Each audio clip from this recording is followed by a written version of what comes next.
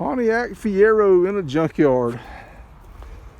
What do you think, folks? Is it savable?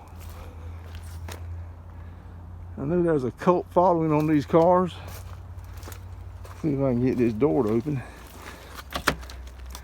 Nope, I can't. Now, folks, this is the first Fiero I have seen in 10 years, so I'm not an expert on them.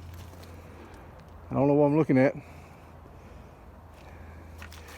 It may be the most valuable Fiero ever made. I don't know.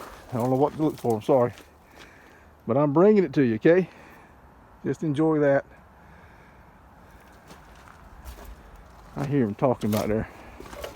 Better get my butt out of here. He wants to go home. It's Christmas.